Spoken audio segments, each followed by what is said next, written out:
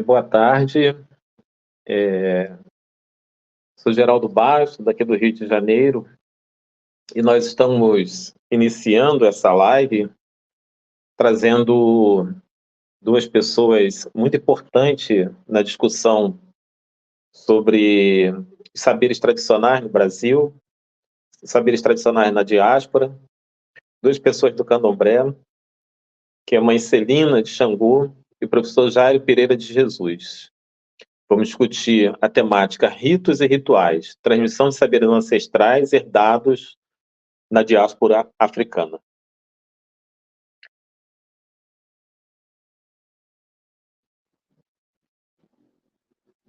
Professor Jairo de Jesus e mãe Celina de Xangô já estão presentes.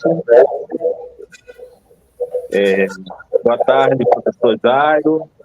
Boa tarde, mãe Celina de Xangô, nossa Ialorixá. Nós estamos hoje no 8º Festival Palavras de Maravilha, realizado entre França e Brasil, para discutir a temática ritos e rituais, transmissão de saberes ancestrais herdados da diáspora africana. Eu queria, inicialmente, convidá-los a se apresentarem, depois a gente abre para uns 10, 15 minutos de colocação sobre a temática que vocês acham importante estar discutindo desse tema e trocando entre os três. Queria convidar o professor Jairo de Jesus para fazer sua apresentação, para que todos que estão assistindo possam identificá-lo e conhecer o seu trabalho. Professor Jairo de Jesus. Olá. Está todo mundo ouvindo? Estão ouvindo? Então, eu sou Jairo Pereira de Jesus, né? Tenho me identificado como um bio-afro-ancestrálico, né? Olorode Oguian Calafô, né? Sou nascido na Bahia, na ilha de Taparica, e atualmente resido aqui no município de Mata de São João, no distrito de Amado, Bahia, na periferia de vulnerabilidade social relativa aqui na região, repito, metropolitana de Salvador. Aqui nós temos uma comunidade onde a gente trabalha com as crianças, sobretudo, trabalhando os pressupostos da filosofia Ubuntu.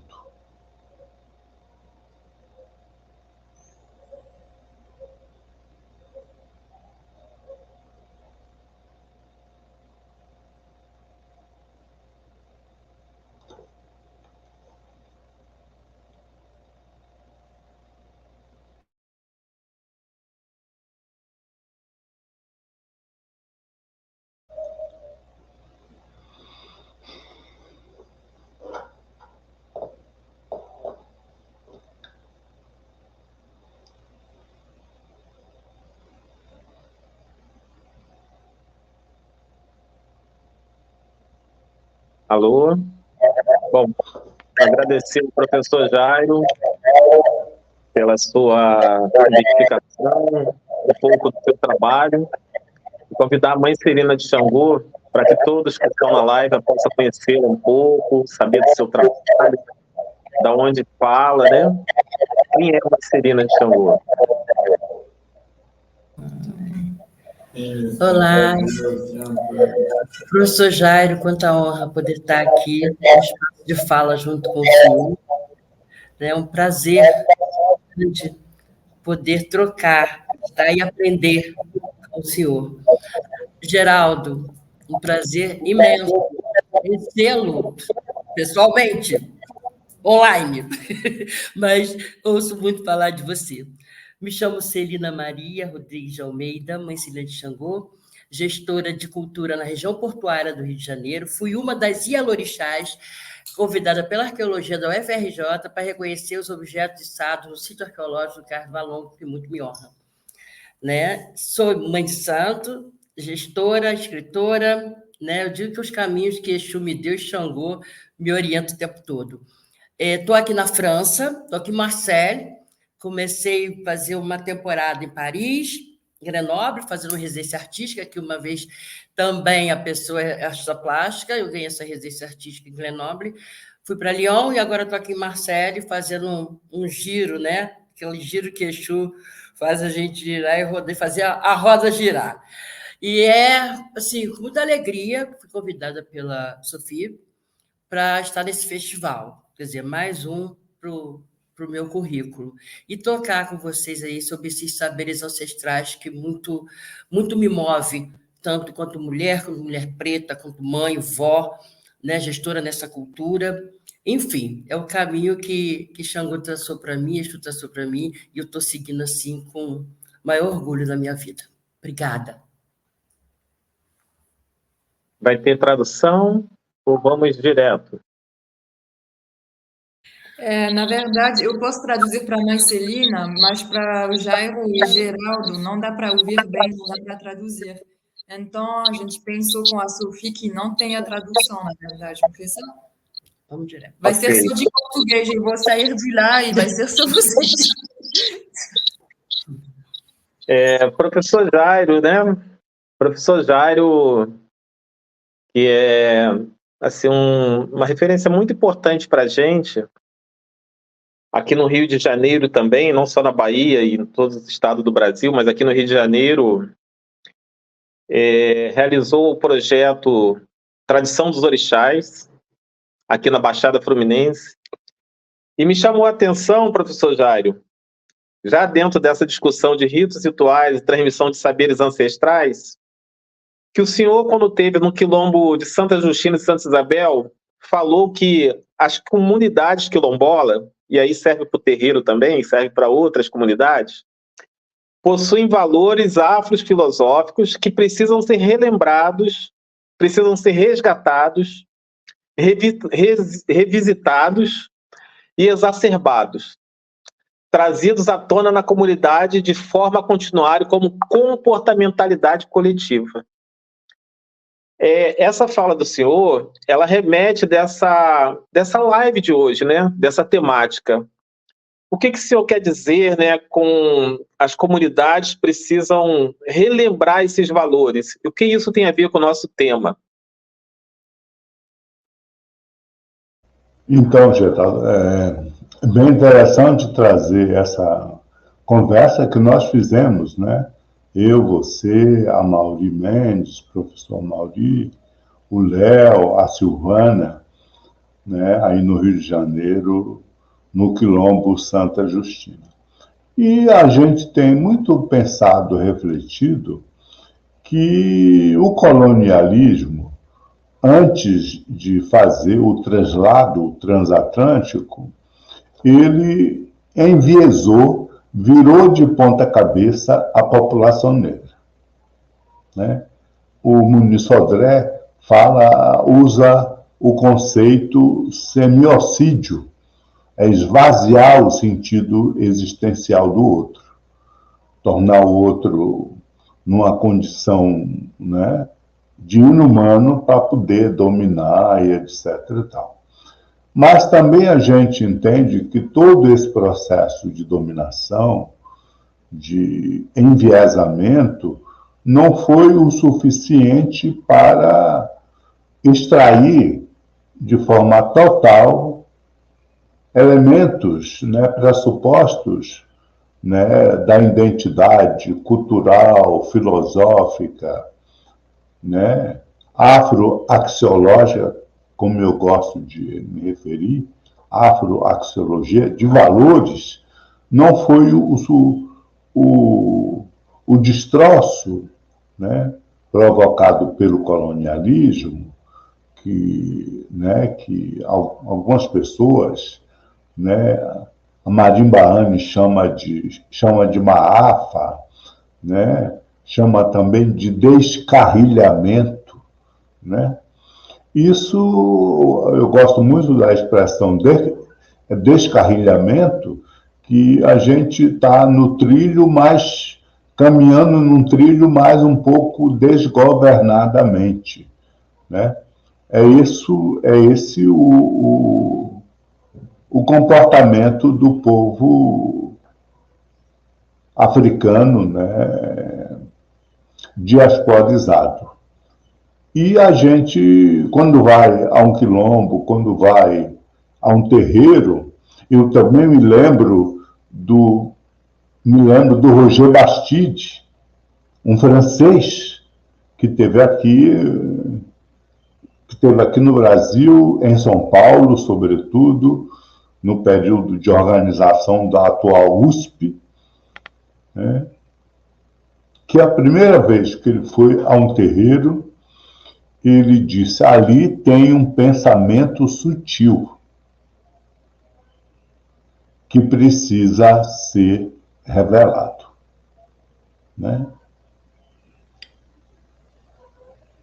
E aí é esse apelo que a gente vem fazendo, né, ao povo de terreiro, desde o projeto Tradição dos Orixás, né, conversando com comunidades quilombolas, para que percebam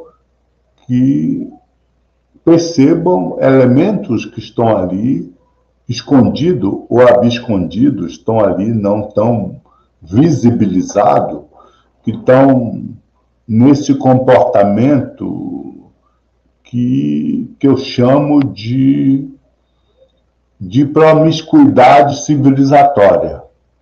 É um misto de um bocado de coisa de cultura judaico-cristã, né, indígena e de outros povos, e sobretudo, coisas da Idade Medieval. Quando os colonizadores judaico-cristãos chegaram aqui, nas Américas, de um modo geral, e em particular do Brasil, no século XV e XVI, eles vieram cheios de ideias medievais, né? Que é isso hoje que se repete no que está se chamando de nazifascismo, né? Que começa a se reorganizar no mundo. São ideias de um passado que insiste, né, no presente. Então, quando a gente vai às comunidades quilombolas, às comunidades terreiros, a gente fica nesse olhar que o Muniz Sodré repete também, um autor, que eu me esqueço o nome agora, ele diz: é ver o que todo mundo viu ou vê e pensar o que ninguém nunca pensou ou nunca viu. Isso tá no livro do Muniz Sodré, no livro chamado Pensar Nagô, que é um livro de filosofia africana, falando sobre os saberes Nagô, a partir da vivência dele, e também dos estudos, né, no Axé Opô Afonjá, aqui em Salvador. Então, quando a gente diz isso para os quilombos e para os terreiros, a gente está dizendo que é preciso que o povo africano em África e na diáspora traga à tona seus valores mais complexos, né? Saindo dos arremedos, saindo dos particularismos e pegando as coisas mais densas da filosofia africana e da teologia africana. Eu sempre digo que teologia não é uma teleologia judaico-cristã e ou católica, e muito menos uma concessão por conta do dado da revelação. Fenômeno particular, exclusivo e tão somente do cristianismo. Então, Geraldo, mas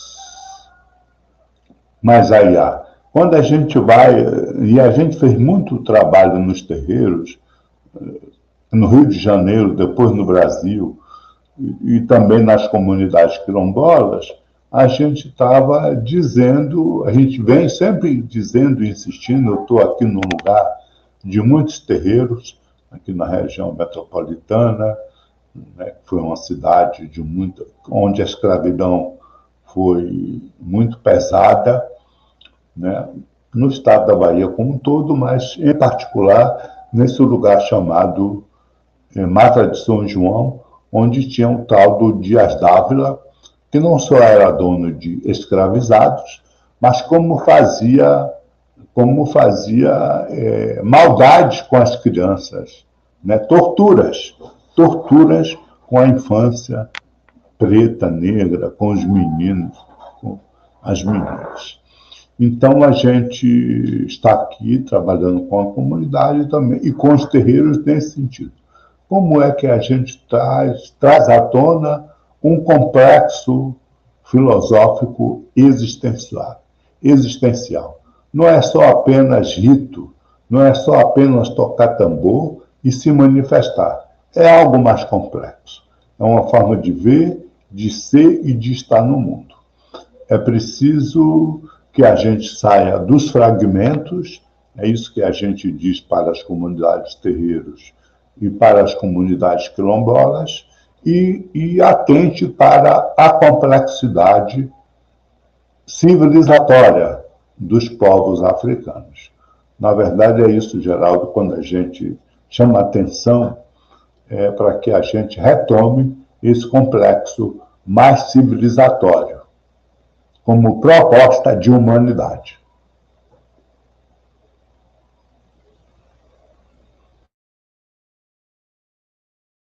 Mãe Celina,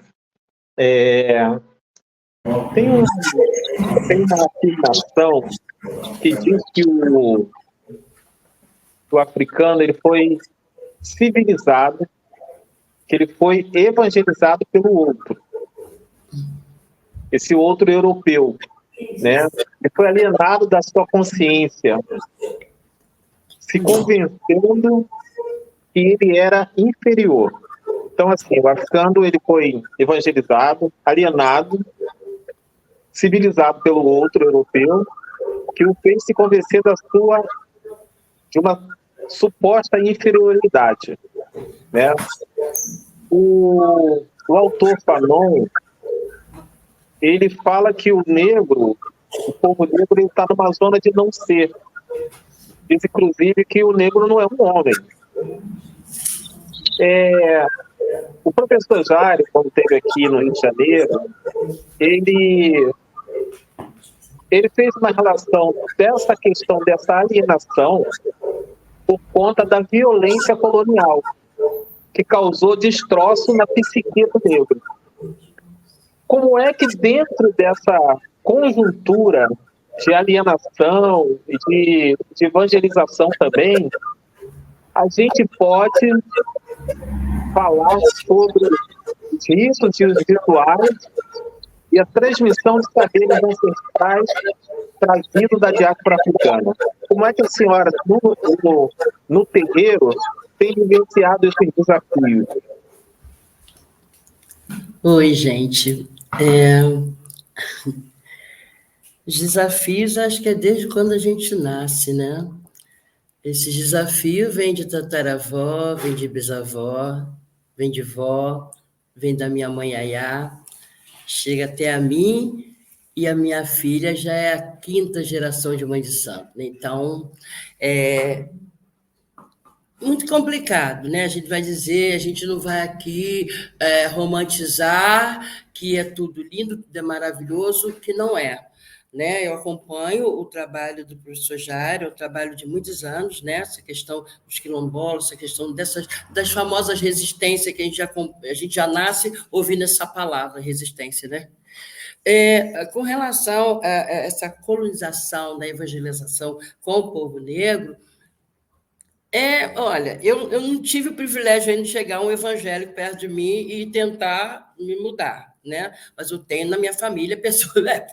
Tem que ter muita coragem, né? Sou uma mulher de Xangô e é 880, não é, tá, não tá. Mas eu tenho uma irmã carnal, que é evangélica, e a gente se respeita. Eu falei assim, ó, eu já nasci da macumba, você se tornou evangélica. Então, existe uma diferença bem grande. É complicado você conviver com esse fantasma que a qualquer momento pode adentrar a minha vida, pode adentrar o meu terreiro, pode adentrar os espaços que eu estou, mas assim, quem tem fé tem coragem, né? E eu trabalho muito em cima disso. Eu fui escolhida por Xangô, eu fui escolhida pelas minhas ancestrais para ser uma Ialorixá. Fui escolhida por Xangô, Xangô me deu esse cargo. Então, como que eu vou permitir que alguém chegue, sabe, e começa a atazanar, desculpa a expressão, professor, desculpa a expressão, Geraldo, atazanar a minha vida por conta daquilo que ele acredita e por conta daquilo que ele não acredita. Eu não tenho tempo para ficar discutindo isso com o evangélico, com quem quer que seja, porque eu tenho mais o que fazer na minha vida, eu tenho um propósito na minha vida. Eu estou falando da primeira pessoa, estou falando da Celina. Entendeu? Agora, no geral, se existe assim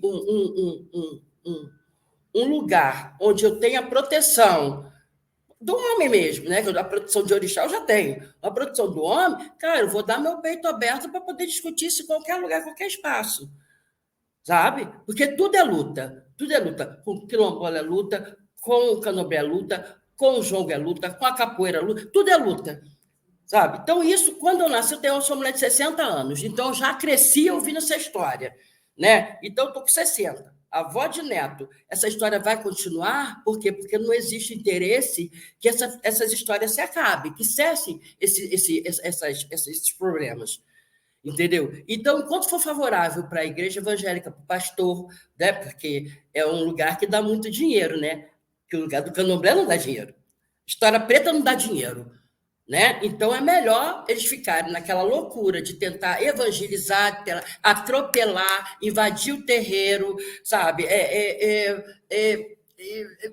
Botar a minha religião, que é a única que eu aprendi, que conheço na minha vida, é o Umbanda e o Candomblé. É do lugar que eu vim, é do lugar que eu venho, é do lugar que eu cultuo. Eu não posso deixar que adentre no meu terreiro e comece a contar e falar as verdades deles. Eu não quero ser colonizada por igreja, sabe? Eu quero estar à frente daquilo que me leva, que é a minha fé. Sabe? Porque a gente só pede respeito. Eu só peço respeito. Não quero que me adore, que me ame, não quero nada disso. Que eu já me amo bastante, eu já me respeito bastante. Mas se me respeitarem mais, sabe, Geraldo, sabe, professor? A gente precisa de respeito hoje. Que lutar, a gente já luta.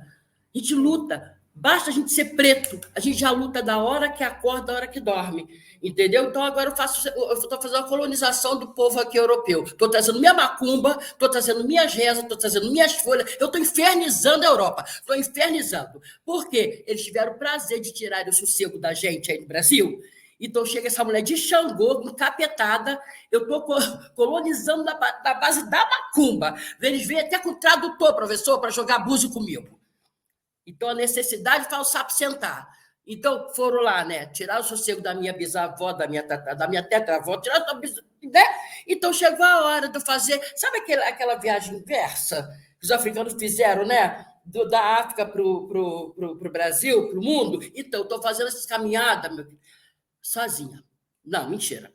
Com os capetas junto comigo. O Exu, o Tranca-Rua, Maria Mulambo, a falange inteira, professor Jairo, porque é isso que me comporta, é isso que me fortalece. Porque enquanto eu acreditar nesse combo de seres, né, que a gente não vê, mas a gente sente, que são os orixás, eu estou nessa luta. Essa luta eu compro, essa luta eu estou junto. Agora, e ficar ali batendo pau para maluco, dançar para evangélico, eu não tenho tempo nem roupa para isso, entendeu? E a gente continuar nossa caminhada.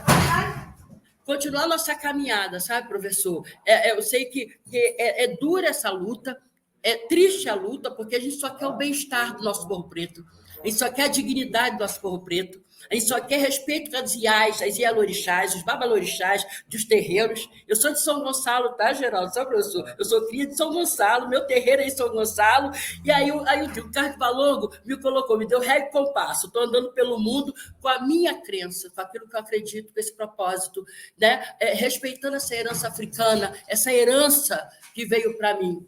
Entendeu? E aí eu digo que cada um vai lá, vamos lá, a gente se unir, ter mãos, da mão mesmo, não é até de soltar a mão no meio do caminho, não, é dar mão com força e com coragem e com muita fé. Eu acredito nisso, sabe? Porque eu não aguento mais os evangélicos, seja quem quer, seja essas igrejas que rolam, que são as grandes lavanderias, chegar e tentar determinar aquilo, pisar naquilo que eu acredito e achar que o que deles, a fé deles, a crença deles é melhor do que a minha, né? É só dar espaço para a gente, dar espaço para a gente falar, para a gente trabalhar, para a gente fazer o melhor para o nosso povo, principalmente para nossas crianças. Porque a gente educando, né, trazendo essa questão de mostrar para a criança, né? Eu tenho um neto de 3 anos, chama Joaquim, está 3 anos já consagrado de orixá, entendeu? Então, as crianças têm prioridade na minha vida, têm prioridade no meu terreiro, têm prioridade para mim no mundo inteiro. É isso, a gente ter respeito. E tendo respeito, acredito que o resto a gente vai conquistando no meio do caminho. Tá bom? Esse é o meu pensamento, tá, gente? É o meu pensamento. Tá bom? Que beleza de depoimento, Marcelina. Eu queria cumprimentar aqui o André Pessoa, o professor André Pessoa, que está na live assistindo, mandou um alô aqui para a gente. André é um professor que tem um trabalho muito importante com pesquisa sobre africanidades, e queria agradecer a sua presença aqui, de todos que estão acompanhando. Professor Jairo, o senhor sabe que eu quando fiz o doutorado, eu pesquisei alguns territórios, e um dos territórios foi Magé, o Leaxé Ogum Alacorô. E quando eu falei com o Pai Paulo sobre esse processo de resistência, né, me chamou a atenção uma coisa, que Pai Paulo fala o seguinte, que o que funda filosoficamente o Leaxé Ogum Alacorô é, no primeiro momento, pensar o movimento descolonizador, resgatando o pertencimento e resistindo em cima desse pertencimento para atingir um empoderamento. Depois, Pai Paulo fala o seguinte, que resistência também é um empoderamento que chega à formação do pensamento crítico dos próprios discípulos do terreiro, levando-os a compreender a sua existência e a sua coexistência fora do processo capitalista colonizador, e que assim traz para ele todo um processo de condição e posicionamento social. Pai Paulo fala de que precisa romper uma blindagem cognitiva. Me chamou a atenção porque, Marcelina e professor Jairo, ele não falou de ritual, não falou de ritos, ele falou de comportamentalidade. Ele falou de uma mudança de perspectiva para se entender esse processo colonizador, e a partir dessa mudança, aí eu vou entrar nas 3 perguntas que o professor Jairo fez quando esteve aqui no Rio de Janeiro. Entender o que éramos, o que fizeram de nós, o que podemos voltar, o que nós queremos ser, né? Que são perguntas filosóficas que carecem ainda de muitas respostas, mas que nessa fala de Pai Paulo, de Ogum, lá do terreiro Leaxé Ogum Alacorô em Magé, a gente percebe que existe um movimento pensando uma outra coisa no candomblé que não seja só a questão da ritualística. O que o senhor pode falar a respeito disso, professor Jairo?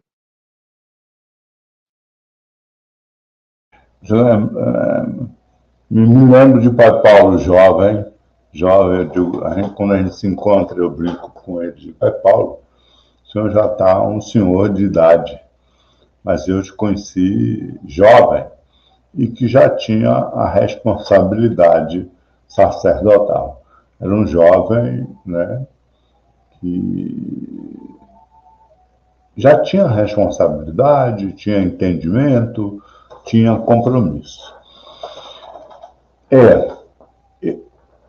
Eu fico pensando que ser afrodiaspórico, ser preto, ser negro, né, ter sido trazido, né, pelo Atlântico para a diáspora, para as Américas, né, hoje a imigração aí para os países europeus, né, é preciso fazer essa pergunta, que foi ela que me suleou, que vem me suleando.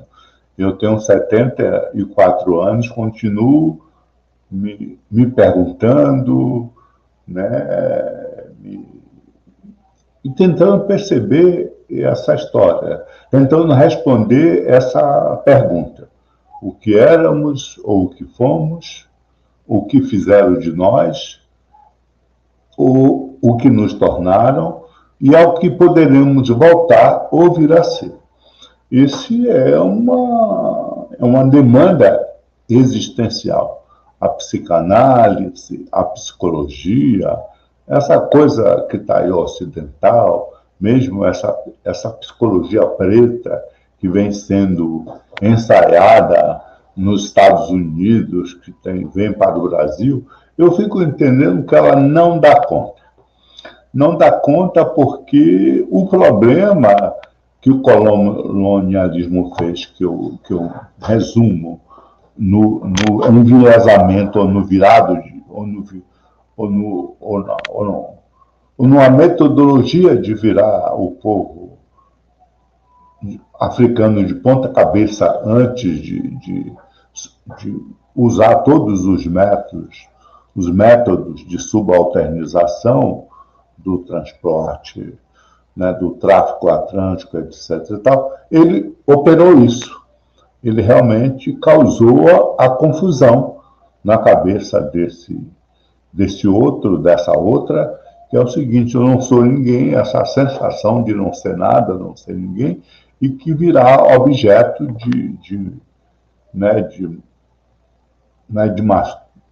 de maus tratos e etc. E tal. Né? Isso o colonialismo, né, metodologicamente usou muito bem. E a descolonização, né, a gente está pensando no encontro em outubro aqui, que é um encontro de ações, pensamentos e ativismos contra-colonial nas periferias. Temos pensado isso, porque nas periferias dos grandes centros urbanos é que está realmente o nosso povo destroçado, estão ali, né, sendo alvo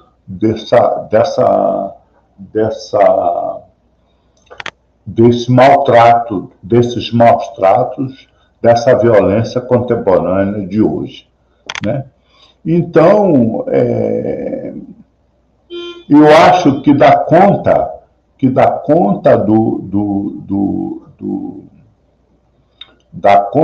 da dualidade, do maniqueísmo, quando eu digo do virado de ponta cabeça e do enviesado, a gente assumiu o povo preto dominado, né? A ele foi incutido, isso é substancial, a dualidade, o maniqueísmo, a ideia de bem e mal e de livre-arbítrio.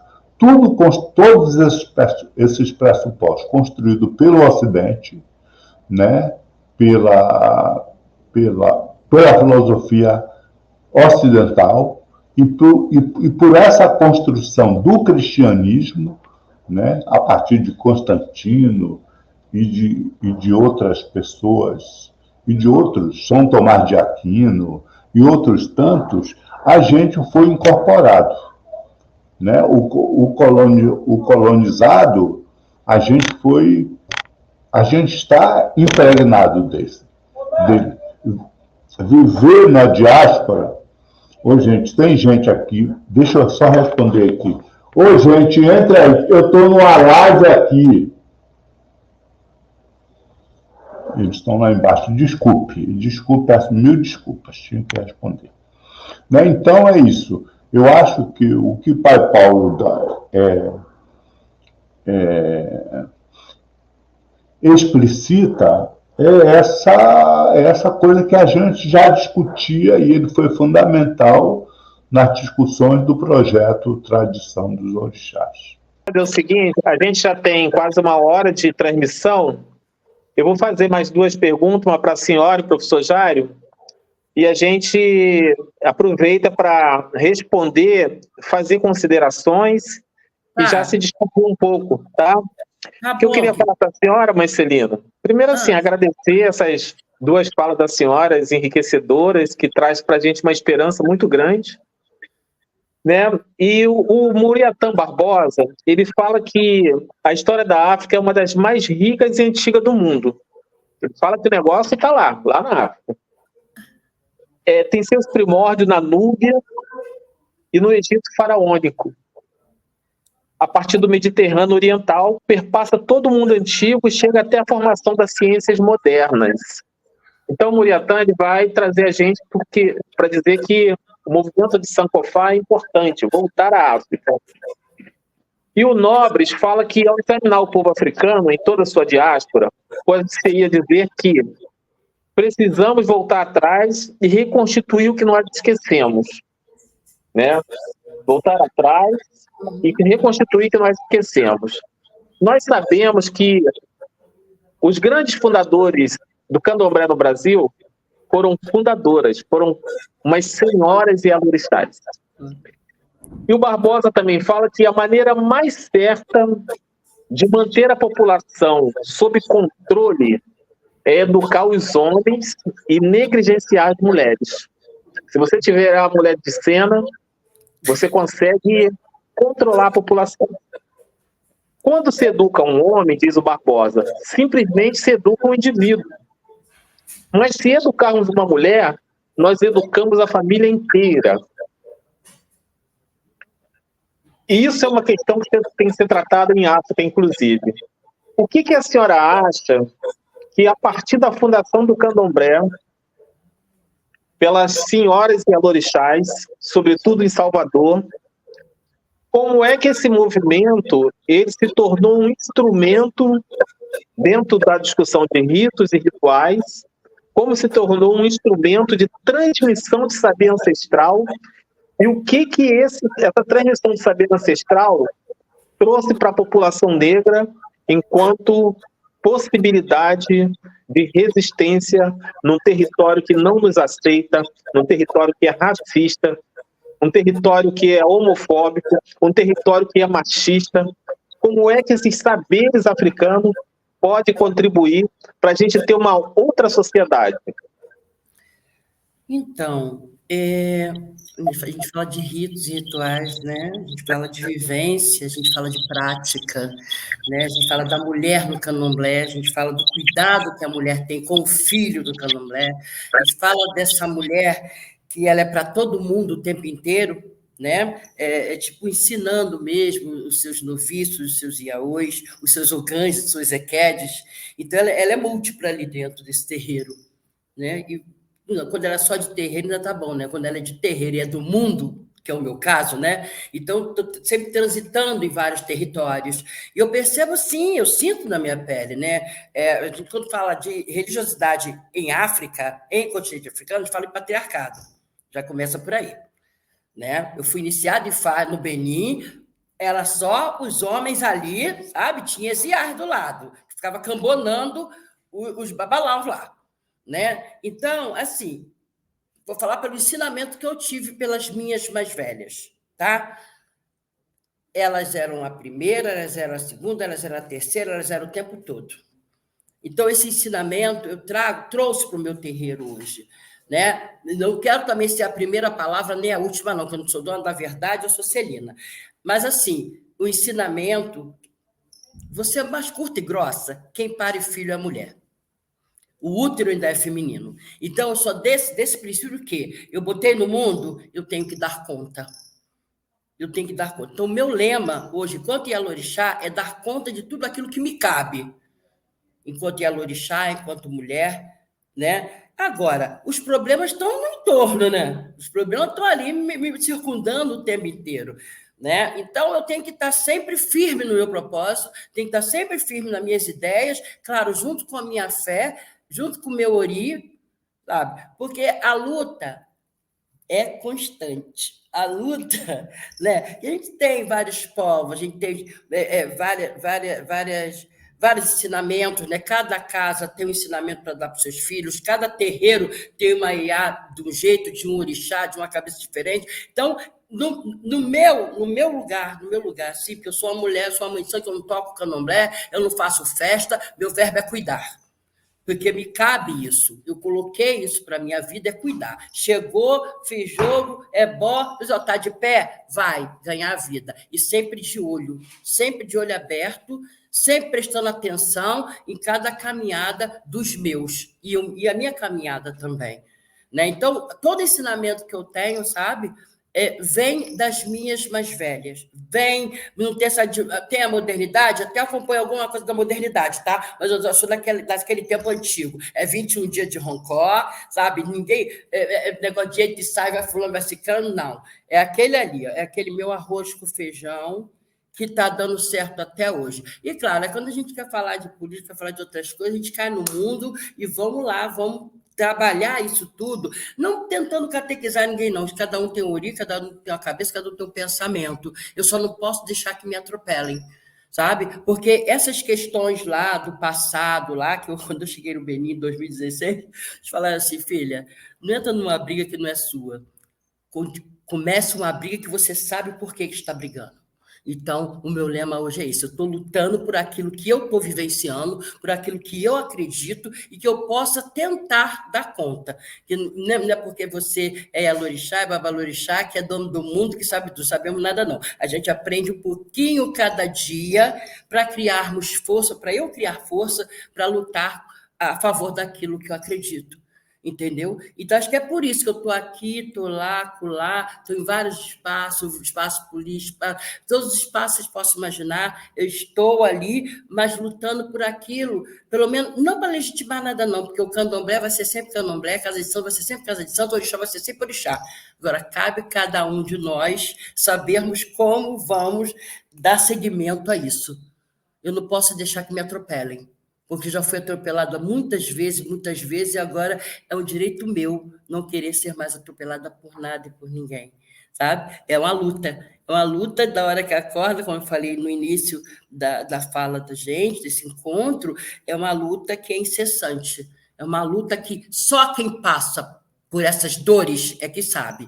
Então, essa luta vem lá desse povo todinho que vocês acabaram de falar, mas eu sei a minha missão nessa terra, eu sei o que Pai Xangô me direcionou. Então, enquanto me direcionar, vamos lá, vamos fazer, sabe? Vamos trabalhar, vamos acreditar, né? Vamos ser honestos com nós mesmos, que isso é muito importante. Eu, como filha de Xangô, que eu sou honesta comigo, para depois ser com o outro.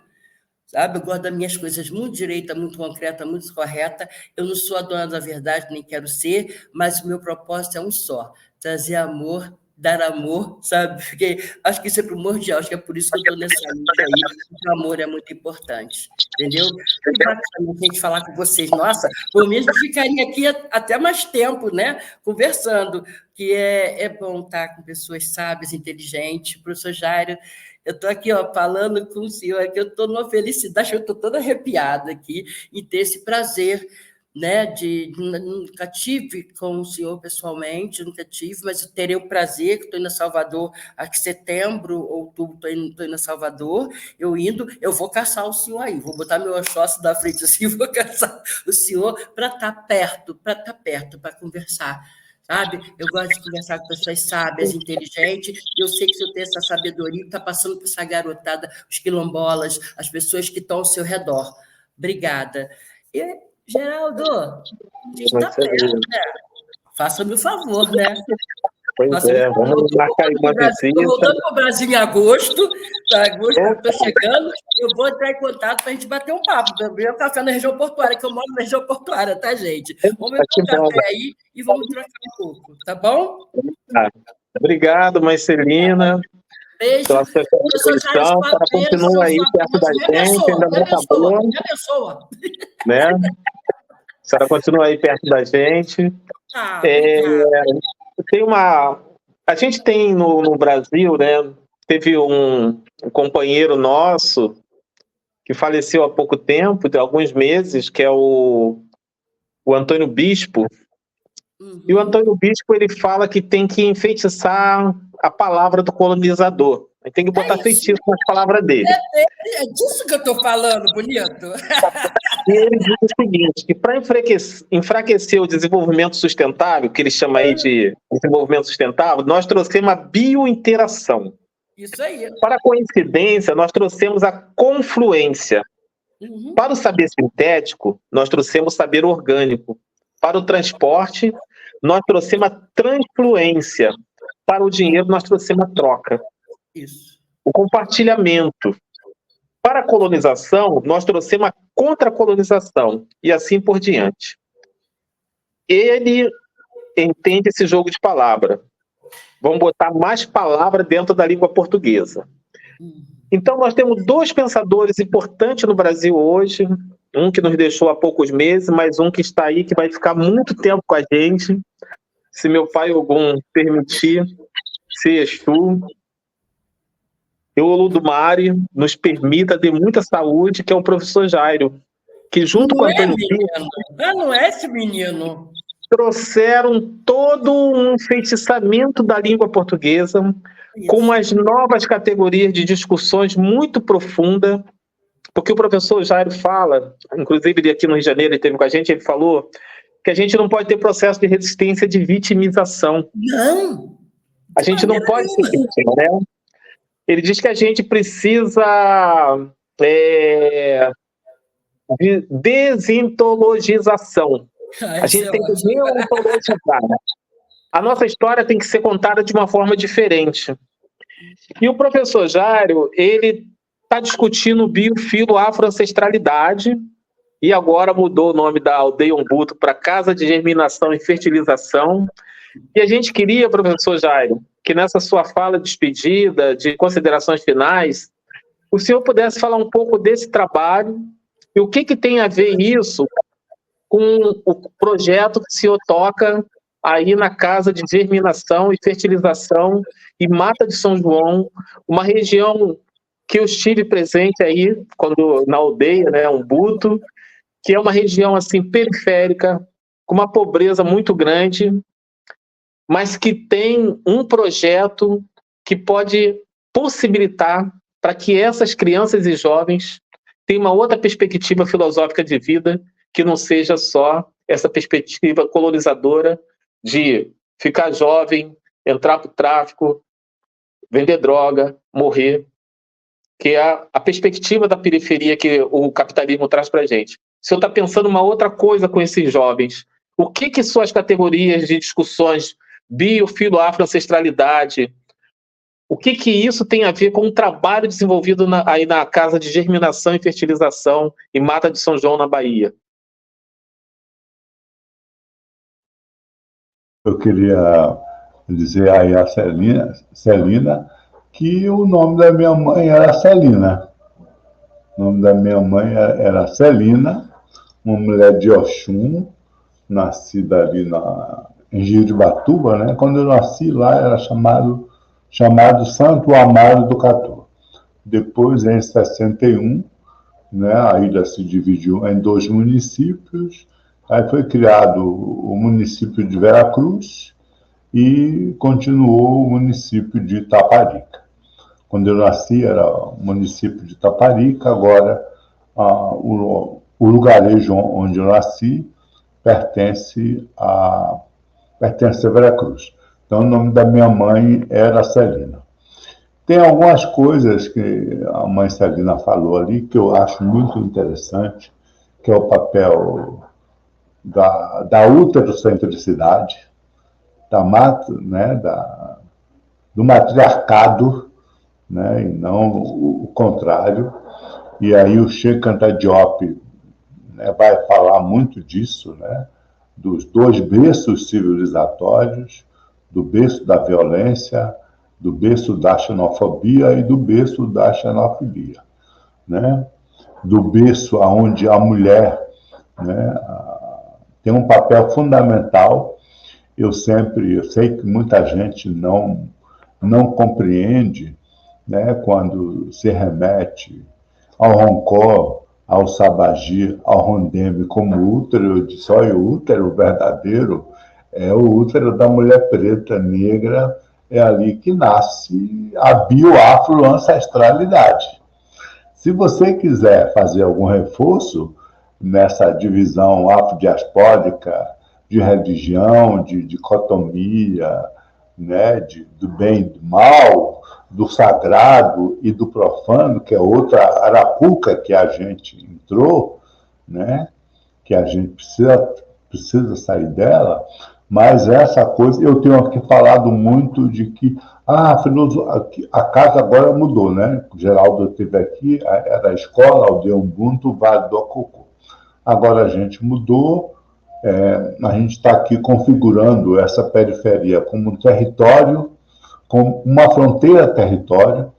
Isso, na minha cabeça, é muito interessante.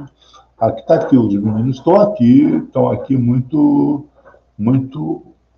atacados, estão aqui na rua, de arma na mão, de tudo. A gente passa, conversa, fala.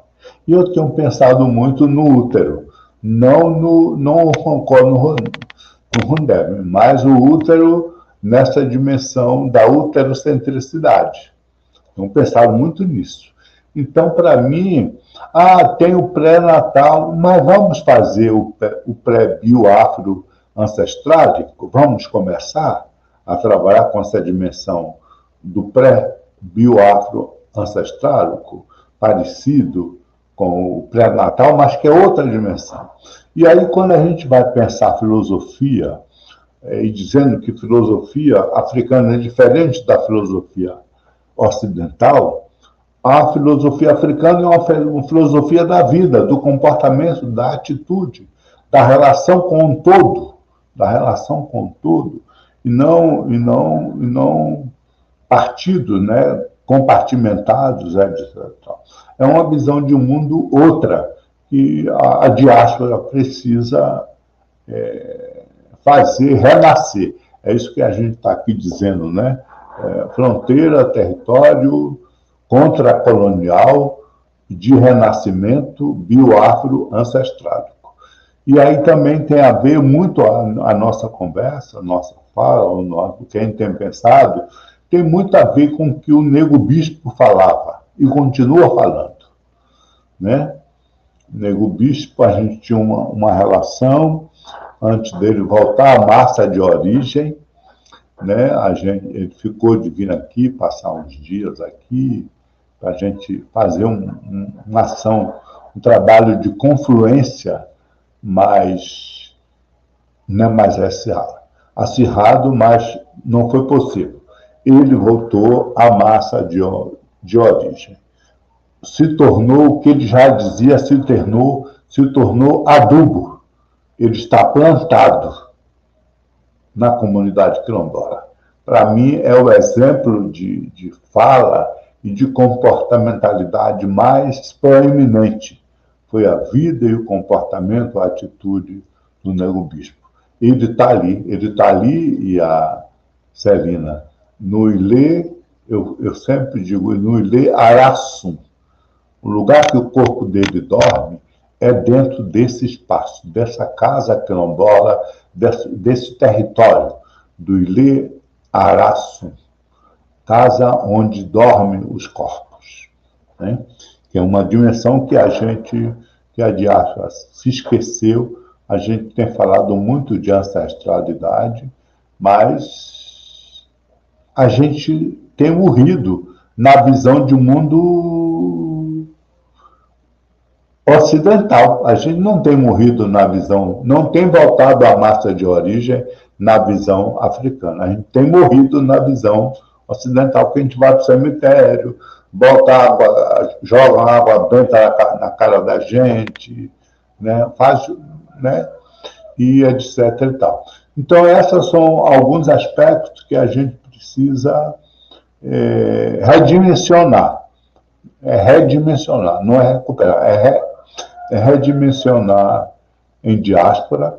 Então, quando a gente pensa aqui, a Casa Ubuntu de germinação e fertilização Mutum. Mutum, a gente pensou, Geraldo, quando a gente foi lá nos quilombos no Rio de Janeiro, nessa segunda volta minha, porque eu morei no Rio de Janeiro durante 15 anos, né? Então, quando a gente voltou agora, a gente teve em 2 quilombos, um quilombo lá, aonde foi, Geraldo, aquele lá, junto da Marinha, lá onde o Lula esteve lá presente, Marambaia, quilombo Marambaia, Santa Justina e Santa Isabel. Quilombo Santa Justina, Santa Isabel. Então, a gente falou da expressão Mutum do Kibundo. O que é pessoa? Mutum significa pessoa na língua banta, eu acho que no Kibundo ou no Kikongo, né? Mutum é pessoa. E aí, o que é pessoa, o que é Mutum nessa ideia não ocidental? Mutum é aquela e aquele que tem uma relação com um todo, né?